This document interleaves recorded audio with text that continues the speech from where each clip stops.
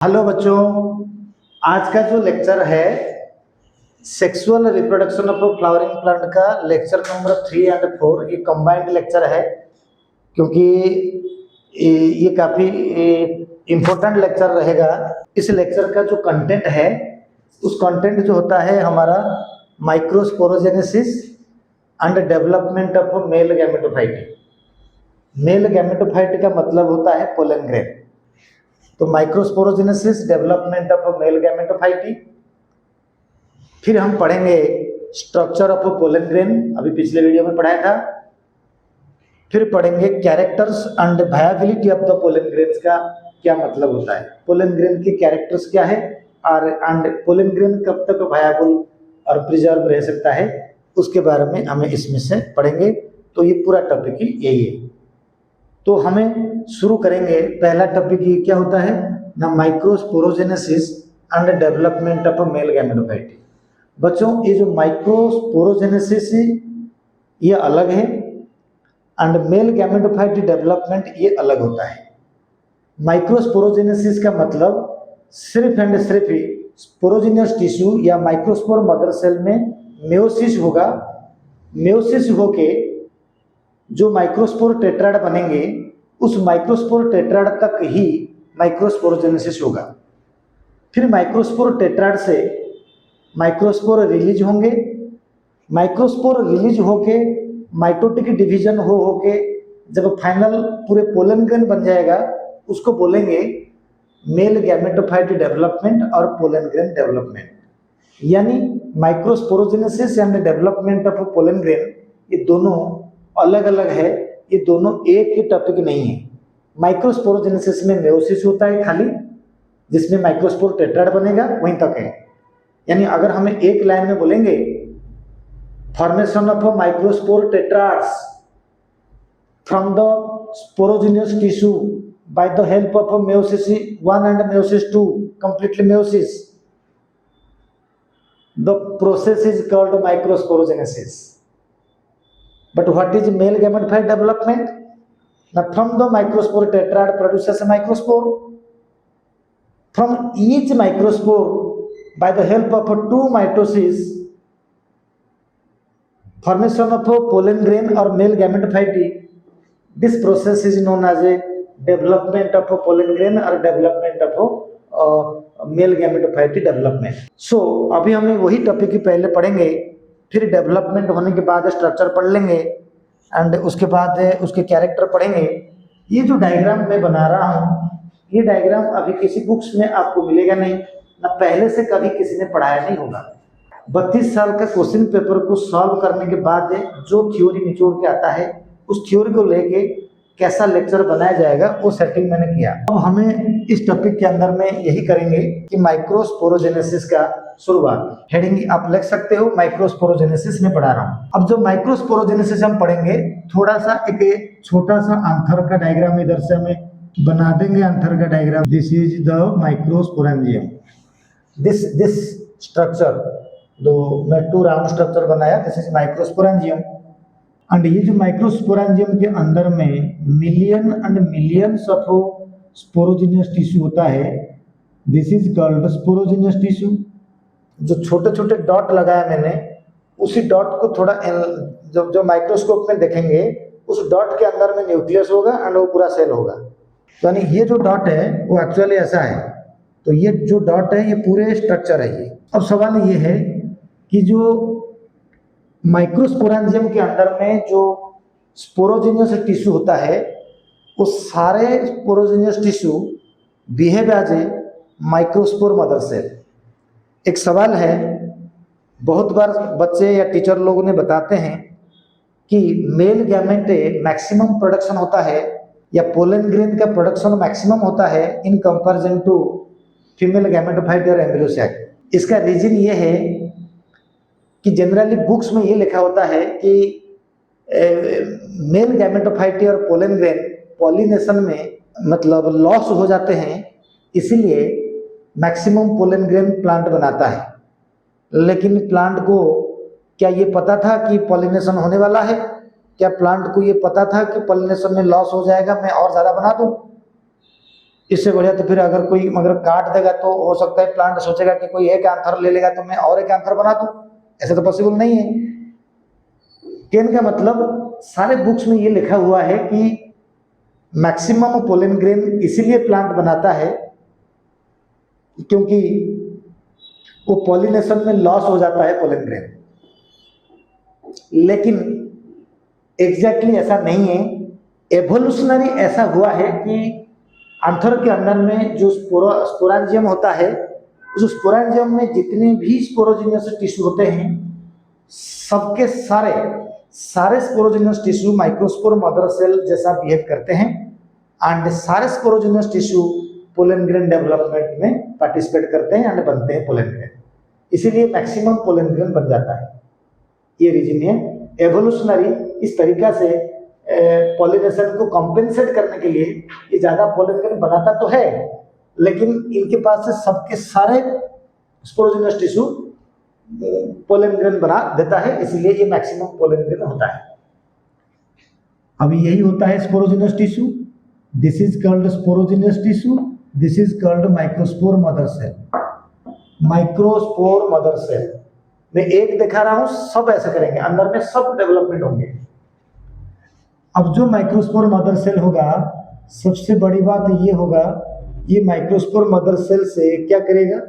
अब मैंने इधर से दिखाया मेयोसिस होगा। माइक्रोस्पोरोजेनेसिस क्या होता है ना, formation of microspore tetrad from the sporogenous tissue is known as microsporogenesis. Meiosis होगा formation of a microspore tetrad from the sporogenous tissue by the help of a meiosis is called microsporogenesis। तो meiosis कभी कभी abnormal भी होता है, meiosis कभी कभी गलत तरीका से भी होता है। तो प्लांट में हर जगह पे एक्सेप्शन आता है। तो उसको डायग्राम में कैसे सेट करेंगे, मैं इधर से लिया नॉर्मल मेयोसिस। जब नॉर्मल मेयोसिस होगा तो इसके साथ क्या बन जाएगा, नॉर्मल मेयोसिस होगा तो अब ये जो बन जाएगा 1 2 3 4, यानी 4 न्यूक्लियाई बनेंगे। वो जो सिंगल न्यूक्लियस था स्पोरोजिनस टिश्यू के अंदर में, मेयोसिस होने के बाद नॉर्मल मेयोसिस हुआ, 4 बना, यानी 4 माइक्रोस्पोर्स बने हैं। अब ये टेट्राड नहीं है, 4 माइक्रोस्पोर बना। कभी कभी एबनॉर्मल माइक्रोस्पोर होता है। जैसे कैसे होता है बेटे ना, एबनॉर्मल मेयोसिस होता है, होने से क्या बनता है ना, ये पॉलीस्पोरी कंडीशन आ रही है। ये पॉलीस्पोरी कंडीशन में 2 एग्जाम्पल है। एक एग्जाम्पल होता है कस्कुटा, मतलब होता है, यानी कस्कुटा जो होता है, कस्कुटा में 11 स्पोर होता है। एक्चुअली कितना स्पोर होता है, नॉर्मल में 4 स्पोर है, 4 न्यूक्लियाई हुआ, 4 स्पोर्स बना। कस्कुटा में 11 स्पोर बनता है। अब माइमोजा पुड़िका जो होता है, माइमोजा छुईमुई प्लांट है, ये अमरबेल है। माइमोजा पुड़िका जो होता है, माइमोजा पुड़िका के अंदर में माइमोजा मतलब छुईमुई प्लांट है। टच मी नॉट इंग्लिश में बोलते हैं एंड हमारे उड़िया में बोलते हैं लाजकुली। तो ये जो माइमोजा होता है, माइमोजा पूरा नाम होता है पुड़िका। माइमोजा पुड़िका में क्या होता है ना, 8 से लेके 64 स्पोर्स तक बन सकता है, कोई फिक्स नहीं है, कितना भी बन सकता है। यानी यहाँ एक कंडीशन आता है कि एबनॉर्मल मेयोसिस में पॉलीस्पोरी कंडीशन आराइज होता है, वो हमने उधर से कर दिया, फिनिश हो गया। अब जाते हैं नॉर्मल मेयोसिस देखने के लिए। नॉर्मल मेयोसिस में 4 माइक्रोस्पोर बनने के बाद अब आता है साइटोकाइनेसिस, यानी टेट्राड बनेगा। अब ये साइटोकाइनेसिस ही dicotyledonal plant and monocotyledonal plant में अलग अलग होता है, उसको हमें देखेंगे एक ही डायग्राम में। तो जैसे ही साइटोकाइनेसिस होगा, यहाँ पर जो साइटोकाइनेसिस होगा, इस साइटोकाइनेसिस में डाइकोट में अलग होगा, मोनोकोट में अलग तरीका से होगा। तो मैंने इधर से लिख रहा हूँ डाइकोट के अंदर में जो साइटोकाइनेसिस होगा उसको बोलेंगे साइमल्टेनियस टाइप। डाइकोट में साइमल्टेनियस टाइप। मोनोकोट में जो होगा उसको बोलते हैं सक्सेसिव टाइप ऑफ साइटोकाइनेसिस। कैसे टेट्राड बनेगा, डाइकोट में कुल मिला के 3 प्रकार का टेट्राड बनता है। इसका मेजर टेट्राड जो होता है टेट्राहेड्रल टेट्राड, मतलब 1 2 3 ये तीन न्यूक्लियाई दिखता तो जरूर है, लेकिन इसके नीचे एक और न्यूक्लियस है, इसको टेट्राहेड्रल टेट्राड बोलते हैं। तो अब ये जो टेट्राहेड्रल टेट्राड होता है डाइकट में साइमल्टेनियस टाइप में, इसका एक और टेट्राड होता है जिसको बोलते हैं टी शेप टेट्राड। एक और शेप होता है जिसको बोलते हैं डेकोसेड टेट्राड, और एक नीचे इसके अंदर में रहता है, इसको हमें डेकोसेड टेट्राड बोलते हैं। डेकोसेट टेट्राड यानी टेट्राड हो गया tetrahedral tetrad, decussate tetrad, T shape tetrad. Monocot का टेट्राड को बोलते हैं सक्सेसिव टाइप। एक्चुअली जो साइटोकाइनेसिस का नाम होता है साइमल्टेनियस एंड सक्सेसिव टाइप। इसमें दो प्रकार का टेट्राड होता है, एक होता है आइसोबाइलेटरल टेट्राड, यानी ये जो टेट्राड होता है चारों तरफ सिमिलर है, इनका नाम होता है आइसोबाइलेटरल टेट्राड। अब एक लास्ट होता है लीनियर टेट्राड, 1 2 3 4, तो लीनियर टेट्राड। तो इस तरीका से टोटल 5 प्रकार के टेट्राड बनता है। और एक इम्पोर्टेंट पॉइंट होता है, कहीं प्रीवियस ईयर में क्वेश्चन में आया होगा कि ऐसा एक प्लांट है जिसमें ये 5 प्रकार का टेट्राड दिखाई देता है, जिसका नाम है अरिस्टोलोचिया एलिगेंस। अरिस्टोलोचिया एलिगेंस ये एक ऐसा प्लांट है जिसके अंदर में all 5 kind of tetrads are visible. ये अरिस्टोलोचिया एक पिचर प्लांट होता है, हर्बासियस प्लांट है, पिचर प्लांट है। एंड ये जो अरिस्टोलोचिया का बहुत सारे मेडिसिनल प्रॉपर्टीज होता है। एंड ये अरिस्टोलोचिया जो होता है इसके अंदर में एक एसिड होता है जिसको बोलते हैं अरिस्टोलोचिक एसिड। ये अरिस्टोलोचिक एसिड की वजह से ये किडनी को भी डैमेज कर सकता है, हार्मफुल इफेक्ट कह दिया मैंने। इनका बेनिफिशियल इफेक्ट होता है कि this Aristolochia elegans medicinal property के हिसाब से it can increases the sexual desireness, it creates menarche, menstrual cycles को क्रिएट करता है। And it increases immunity and it increases blood circulations and also it maintain blood pressures. तो ये बहुत सारे इंपॉर्टेंट बात होता है, मेडिसिनल प्रॉपर्टी जो होता है, एंड किडनी के ऊपर इनका साइड इफेक्ट होता है। अरिस्टोलोचिया एलिगेंस जो होता है ये कहानी जो है 5 प्रकार का टेट्राड अरिस्टोलोचिया एलिगेंस दिखाता है। अब सवाल आ गया कि ये जो डाइकट में major type of tetrad tetrahedral, monocot में मेजर टेट्राड होता है आइसोबाइलेटरल। लीनियर टेट्राड मोनोकोट दिखाते तो हैं, कौन सा मोनोकोट दिखाता है? ये दिखाता है हालोफिला सी ग्रासेस दिखाता है। एंड इसके अंदर में सारे जिम्नोस्पर्म भी दिखाते हैं, सारे जिम्नोस्पर्म भी लीनियर टेट्राड दिखाता है। एंड एंजियोस्पर्म में हालोफिला भी दिखाता है, हालोफिला सी ग्रासेस। डन। अब सवाल होता है कि हमने जो पढ़ा था the formation of microspore tetrad from the sporogenous tissue by the help of a meiosis, the process is called microsporogenesis, and this is microsporogenesis, this part is called microsporogenesis। लेकिन हम माइक्रोस्पोरोजेनेसिस में एटलीस्ट क्या करेंगे, microspore को निकाल के दिखा देंगे। माइक्रोस्पोर तभी निकलेगा, मैंने बोला था कि कैलेज एंजाइम जो टैपेटम ने बनाया था, वो कैलेज एंजाइम से ये जो कैलोज सब्सटेंसेस को डिजॉल्व करके निकालेगा। मान लीजिए मेन होता है डाइकट में ये वाला, तो यहाँ से जब हमें कैलेज लगा देंगे एंजाइम, तो ये 4 माइक्रोस्पोर्स रिलीज कर देगा। The 4 microspores are produced from this tetrad. ये 3 दिख रहा है, टेट्राहेड्रल का शेप ऐसा ही है। तो 4 microspores are released and these are called microspores. इसको बोलते हैं माइक्रोस्पोर। 4 माइक्रोस्पोर्स रिलीज हुआ कैलेज एंजाइम के द्वारा, तो this process is called microsporogenesis. ये तो वैसे ही है, ये मेन है टेट्राहेड्रल। मोनोकोट में आइसोबाइलेटरल मेन है। अब मोनोकोट में जो आइसोबाइलेटरल टेट्राड होता है, वो आइसोबाइलेटरल टेट्राड 2 प्रकार में अपना रिलीज करता है माइक्रोस्पोर्स को। एक होता है माइक्रोस्पोर नॉट रिलीज्ड, कभी कभी माइक्रोस्पोर इस टेट्राड से निकलेगा नहीं, नॉट रिलीज्ड। अब माइक्रोस्पोर रिलीज्ड, कैसे रिलीज करेगा माइक्रोस्पोर? जो रिलीज करेगा नॉर्मल रिलीज कैसे करेगा, नॉर्मल टाइप में कैसे होगा, नॉर्मल टाइप में 4 हो जाएंगे। यानी मोनोकोट के सारे मोनोकोट में 4 माइक्रोस्पोर्स निकलेंगे। कैसे निकलेगा ना, कैलेज एंजाइम देंगे। क्या देंगे? कैलेज एंजाइम देने से माइक्रोस्पोर निकलता है माइक्रोस्पोर टेट्राड से। अब सवाल आता है एक्सेप्शन कौन सा है ना, साइपोरासी। क्वेश्चन से पहले मैं करा चुका हूं, ये वाला क्वेश्चन से। साइपोरासी में एबनॉर्मल माइक्रोस्पोरोजेनेसिस होता है। इसमें सिर्फ एंड सिर्फ ही एक माइक्रोस्पोर से रिलीज होता है, साइपोरासी।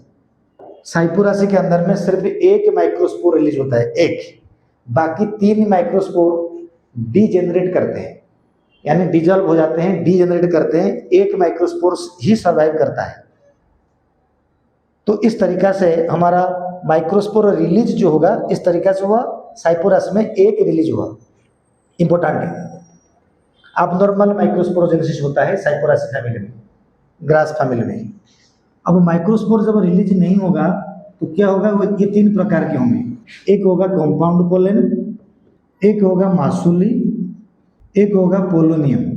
Compound pollen, massulae and pollinium, ये लास्ट है और आगे नहीं है।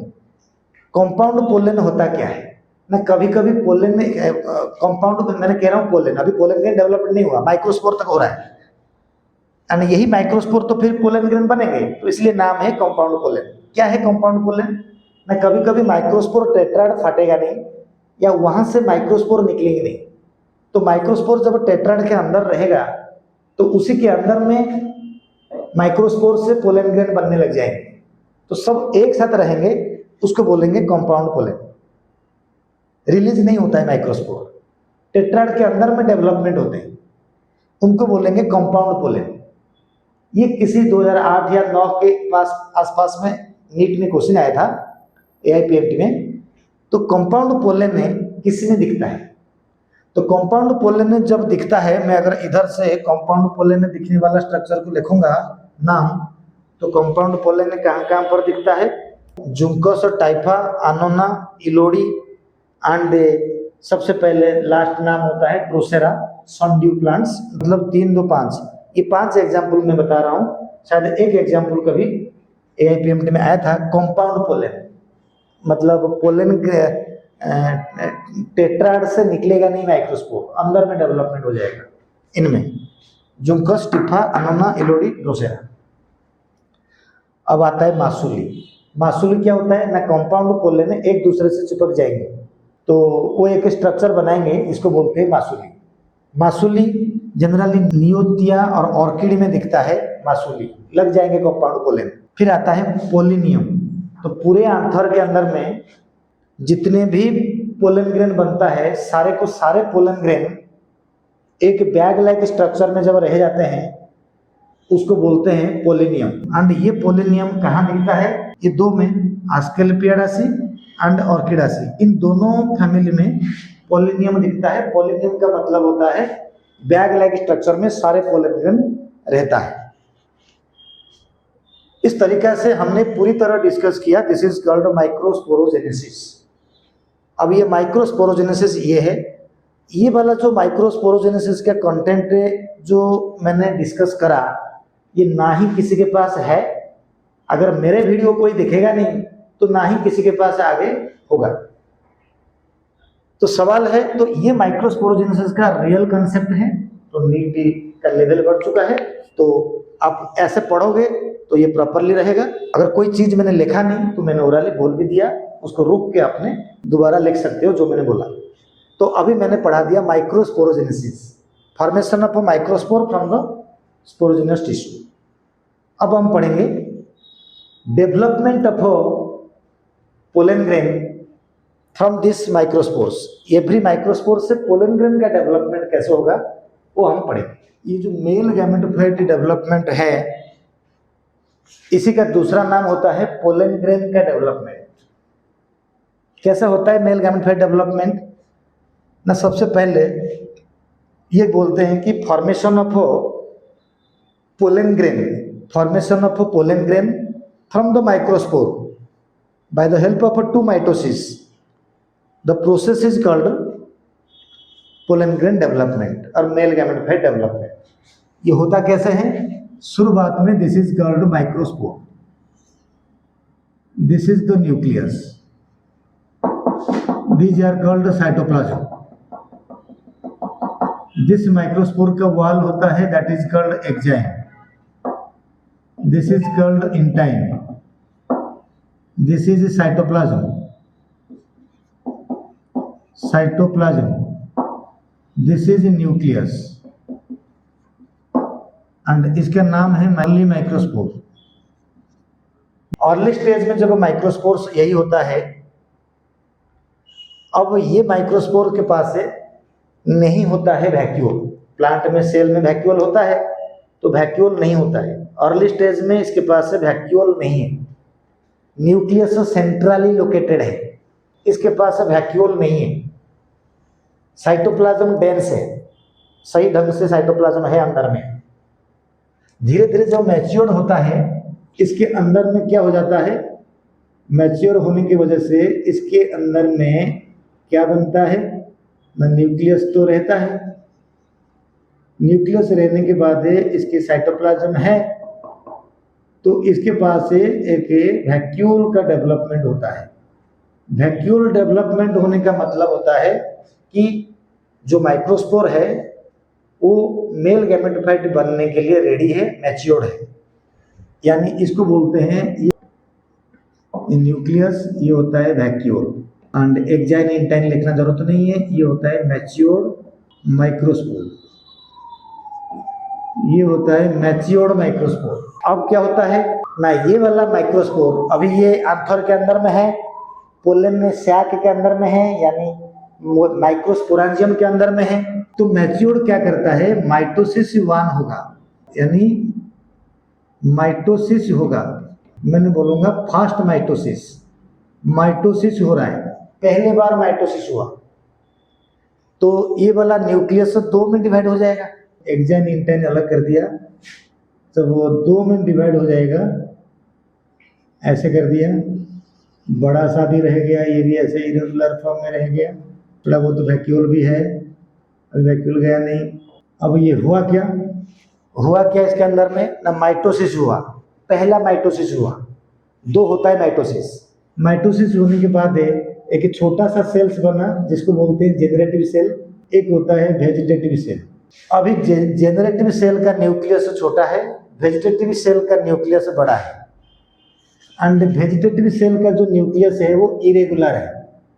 मैं यहाँ लिख सकता हूँ कि इनकी जो न्यूक्लियस है इरेगुलर, इनका जो न्यूक्लियस है, जेनरेटिव सेल का न्यूक्लियस होता है स्पिंडल सेल, जेनरेटिव सेल का nucleus spindle cell and vegetative cell का न्यूक्लियस जो है वो इरेगुलर सेल। वेजिटेटिव सेल बड़ा होता है, जेनरेटिव सेल छोटा होता है। जेनरेटिव सेल के अंदर में जेनरेटिव न्यूक्लियस होता है, वेजिटेटिव सेल के अंदर में वेजिटेटिव न्यूक्लियस होता है।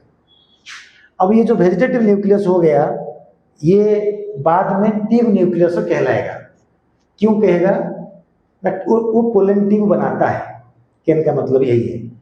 अब सवाल है कि ये जो कंडीशन पहला माइटोसिस हुआ, सबसे इंपॉर्टेंट होता है 60% एंजियोस्पर्म के पास यही वाला स्टेज जो होता है, एक माइटोसिस स्टेज के अंदर में पोलन शेड होता है, यानी पोलन ग्रेन का ट्रांसफर होता है किसके अंदर में, स्टिग्मा के ऊपर जाता है। ये दो न्यूक्लियस कंडीशन पे जाता है, बाई न्यूक्लियस कंडीशन पे जाता है पोलन ग्रेन ट्रांसफर होके 60% केस में। सवाल है यहाँ पर, मैंने एक छोटा सा डायग्राम करके फिर मिटाऊंगा इसको। तो अगर ये जो ट्रांसफर होके आता है पोलन ग्रेन आएगा, अगर 2 स्टेज कंडीशन पे आएगा, अगर 2 सेल कंडीशन पे आएगा, 2 सेल में से एक जेनरेटिव सेल एक वेजिटेटिव सेल अगर आता है, तो ये जो स्टाइल के अंदर में क्या चलता है, स्टाइल के अंदर में सेकेंड माइटोसिस होगा एंड स्टाइल के अंदर में वेजिटेटिव सेल का डिसअपियरेंस होगा। क्योंकि डबल फर्टिलाइजेशन होने से पहले वेजिटेटिव सेल का डिसअपियर होना जरूरी है, वो डिसअपियर होगा। तो यानी इसके अंदर में 2 इवेंट चलेंगे, एक तो माइटोसिस 2 होगा, जेनरेटिव सेल डिवाइड होकर 2 मेल गैमेट बनाएंगे, और दूसरा वेजिटेटिव सेल का डिसअपियरेंस होगा। एंड कुल मिला के 2 सेल लास्ट तक बचेंगे। तो यानी 2 सेल स्टेज में 60% एंजियोस्पर्म में यही वाला पोलन ग्रेन जाके गिरता है, इसको बोलते हैं पोलन सेल। अब कहानी होता है 60% के अलावा, यानी 60% एंजियोस्पर्म के अंदर में सेकेंड माइटोसिस स्टाइल के अंदर में पोलन ट्यूब के अंदर में बनता है, लेकिन 40% प्लांट में माइटोसिस 2 हो जाता है। तो पोलन सेड 3 न्यूक्लियस के फॉर्म में स्टिग्मा के ऊपर ट्रांसफर होता है, 3 न्यूक्लियस के फॉर्म में। तो फिर अगर 3 न्यूक्लियस के फॉर्म में जाएगा तो पोलन ट्यूब के अंदर में सिर्फ एक ही इवेंट होगा कि वेजिटेटिव न्यूक्लियस का डिसअपियरेंस होगा, क्योंकि माइटोसिस पूरा हो चुका है। अब सवाल यही होता है कि जो 60%, आपको एक छोटी सी बात बता दूं कि एंजियोस्पर्म में डबल फर्टिलाइजेशन ट्रिपल फ्यूजन इसलिए होता है कि मेल गैमेटोफाइट के अंदर में 2 मेल गैमेट होंगे, 2 मेल न्यूक्लियस होंगे। जिम्नोस्पर्म में 1 मेल गैमेट होने की वजह से डबल फर्टिलाइजेशन ट्रिपल फ्यूजन नहीं हो पाता। मेन कहानी 60% एंजियोस्पर्म के अंदर में क्या कहेंगे, यही जाएगा, पोलन सेड होगा। 60% angiosperm in which pollen said occur, pollen said होता है, यही बोल दिया मैंने।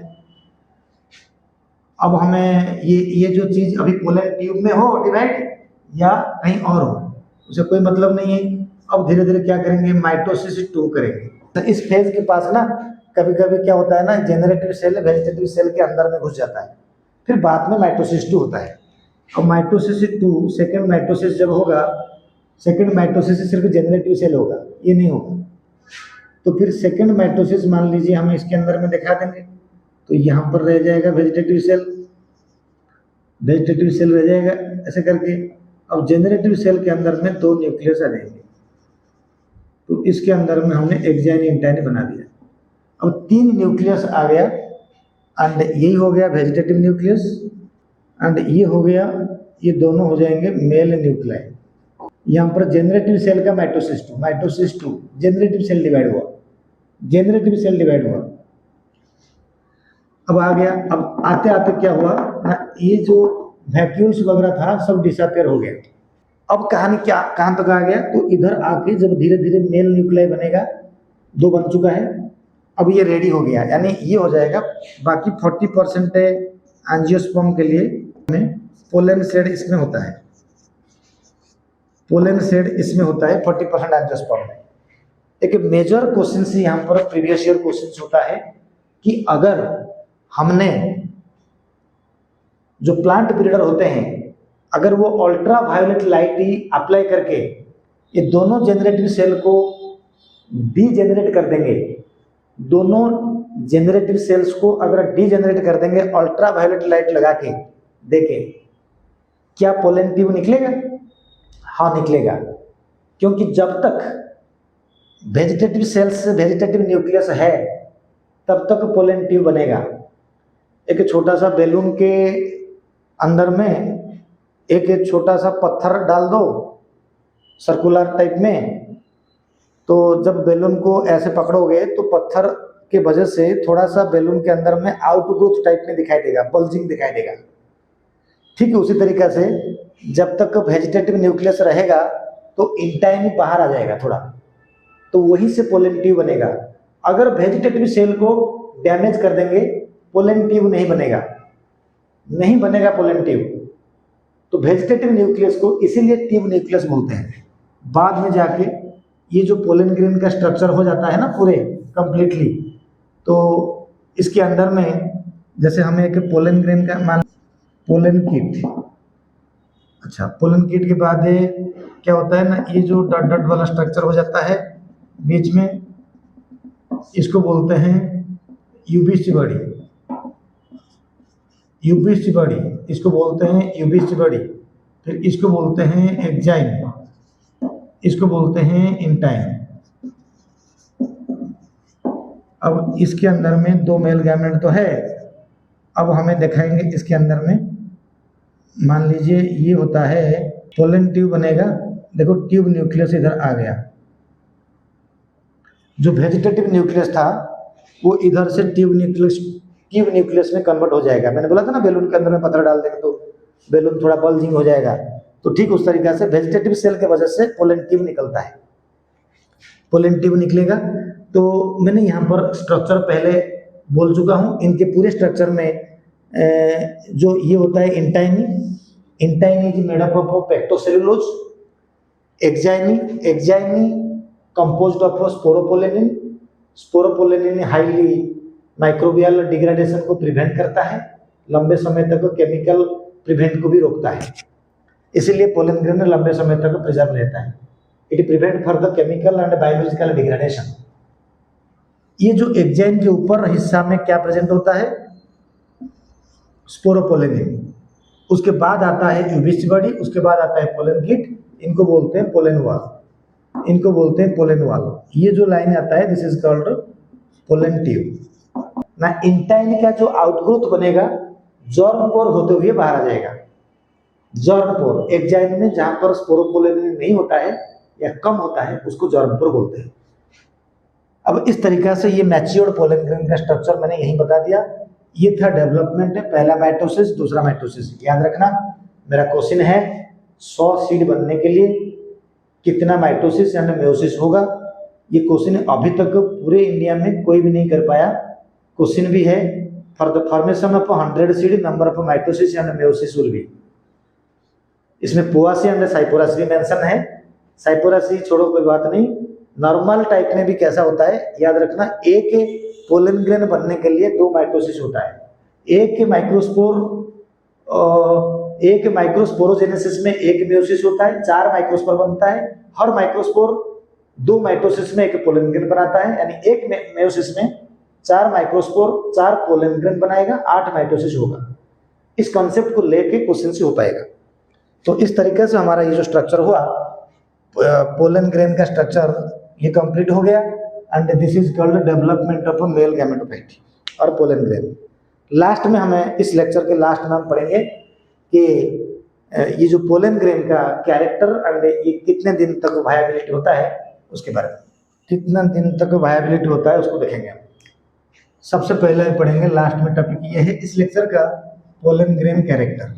बेटा सबसे पहला पार्ट होता है कि जो पोलन ग्रेन होता है, pollen is a Latin word, it means flow. Pollen means flour like, यानी pollen means it is a powder like structure, flour like structure. It is a Latin word, flour means pollen, यानी pollen grain powder like structure होता है। And ये जो pollen grain होता है ये generally spherical होता है। और क्या होता है पोलन ग्रेन ना, इनका जो साइज होता है जनरली 25 माइक्रोमीटर से लेके 50 माइक्रोमीटर तक होता है जनरली, लेकिन सबसे छोटा यानी लेस देन 10 माइक्रोमीटर का जो पोलन ग्रेन होता है मायोसोटिस, इस स्पीसीज में दिखता है। लेस देन 10 माइक्रोमीटर का दिखता है और ग्रेटर देन 50 माइक्रोमीटर का जो पोलन ग्रेन का साइज होता है वो कुकुरबिटा एंड मिराबिलिस, इन दोनों में कुकुरबिटा एंड मिराबिलिस में बड़ा बड़ा माइक्रोस्पोर्स या बड़ा साइज में लार्जर पोलन ग्रेन होता है। ये मैंने साइज बताया। शेप होता है सबके स्पेरिकल। सेकंड पॉइंट के अंदर में हम जब पढ़ेंगे ये जो पोलन ग्रेन होता है, स्टडी ऑफ पोलन ग्रेन को बोलते हैं palynology, study of pollen grain. लेकिन study of pollen grain inside the honey is known as a melittopalynology, melittopalynology. अभी हमें 3 नंबर में पढ़ेंगे ये जो हनी के बारे में आता है, पॉइजनस हनी क्या होता है। कभी कभी एक स्पीसीज का नाम है जिसका नाम है सर्जनिया लेथालिस। ये एक प्लांट है, सापिंडासी फैमिली में बिलोंग्स करता है। सापिंडासी और सापिंडाल्स होता है उसका ऑर्डर। सर्जनिया लेथालिस प्लांट के अंदर में जो पोलन ग्रेन होता है वो पॉइजनस होता है। वो इतना पॉइजनस होता है कि हनी भी जब कलेक्ट करके उसके पोलन ग्रेन को लेके आता है, कुछ ना कुछ उसके नाखून में रहता है, वो हनी में डाल देते हैं, तो उस हनी पॉइजन हो जाता है। तो उस हनी को खाकर ब्राजील में बहुत सारे लोग मर गए थे, तो उसको बोलते हैं पॉइजनस हनी। ये कैरेक्टर है ना, कुछ कुछ प्लांट का जो पोलन ग्रेन होता है वो पॉइजन होता है। जो एग्जाम्पल हमारे पास है सर्जानिया लेथालिस, पॉइजनस, इसकी पोलन ग्रेन पॉइजन होता है। एंड ये पोलन ग्रेन जब हनी में कंटामिनेट होता है तो हनी भी पॉइजन हो जाता है। तो 4 नंबर पॉइंट में हम पढ़ेंगे कभी कभी पोलन ग्रेन एलर्जिक रिएक्शन भी करता है। ये पोलन ग्रेन जो एलर्जिक रिएक्शन करता है, ये कैसा एलर्जिक रिएक्शन करेगा ना। एक प्लांट है जिसका नाम है पार्थेनियम।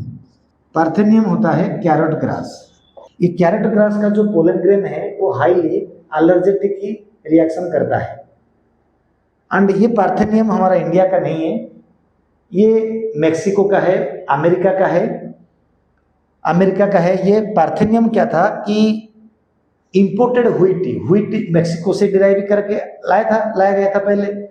तो मेक्सिको से जब व्हीट आया था हमारे पास इंडिया में इंपोर्टेड होके, तो उसके सीड के अंदर में पार्थेनियम का पोलन ग्रेन को उन्होंने छोड़ दिया। तो जब हमें व्हीट ग्रो किया हमारे इंडिया में, तो व्हीट के साथ साथ में पार्थेनियम का भी ग्रो होने लग गया। जब पार्थेनियम ग्रो होने लग गया तो उसके पोलन ग्रेन से जिससे भी स्किन के ऊपर पड़ता है तो फिर वो एलर्जिक रिएक्शन करता है। तो एक एलर्जिक रिएक्शन पार्थेनियम के पास होता है, यानी कुछ पोलन ग्रेन्स एलर्जिक रिएक्शन करते हैं, जिसका एग्जांपल पार्थेनियम और कैरेट गैसेस है। इट वाज डेवलप्ड और induced in the India due to imported wheats के द्वारा आ गया था इंडिया में। हम क्या पढ़ेंगे कि ये जो पोलन ग्रेन होता है, ये पोलन ग्रेन हमारे बहुत ज़्यादा न्यूट्रिटिव वैल्यू देता है। कैसा? न्यूट्रिशन वैल्यू बहुत इंपॉर्टेंट होता है।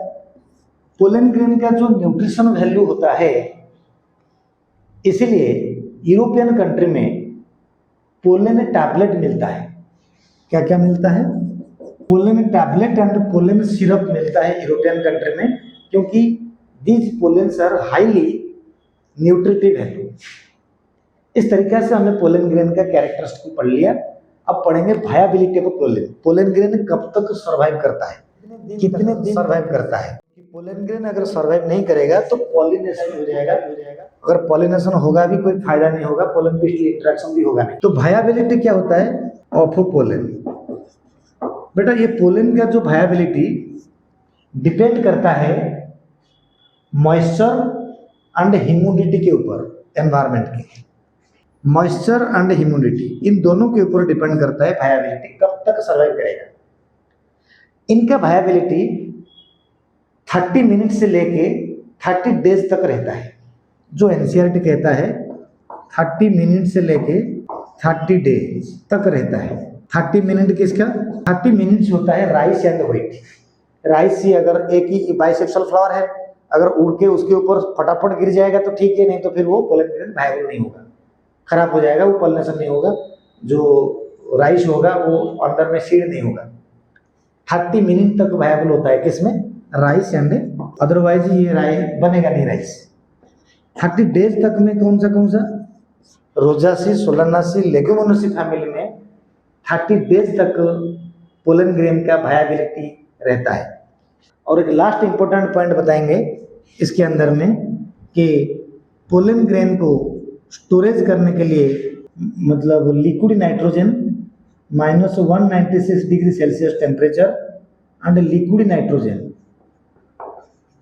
नाइट्रोजन के प्रेजेंस में स्टोर करते हैं। पोलन ग्रेन को -196 degree Celsius and liquid nitrogen में स्टोर करते हैं ताकि प्लांट ब्रीडर आसानी से सिंथेटिक सीड्स बना पाए। अगर हाई क्वालिटी पोलन ग्रेन होगा तो उसको प्रिजर्व करके रखने से हम दूसरे स्टिग्मा में ट्रांसफर करवा के वहाँ से सिंथेटिक सीड का प्रिपरेशन कर पाएंगे। उस पर्पस में पोलन ग्रेन को प्रिजर्व करना जरूरी था। इस तरीके से हमारा लेक्चर 3 और 4 खत्म हुआ। माइक्रोस्पोरोजेनेसिस पढ़ाया, वो कहीं पर नहीं होगा, तुम्हारे किसी बुक में नहीं होगा, कहीं यूट्यूब में नहीं होगा। और दूसरा पढ़ाया डेवलपमेंट ऑफ मेल गैमेटोफाइटी, वो शायद सब पढ़ाते हैं। एंड तीसरा पढ़ाया कि पोलन ग्रेन का character and viability of the pollen grain. ये एनसीईआरटी, नीट सबको कवर किया है।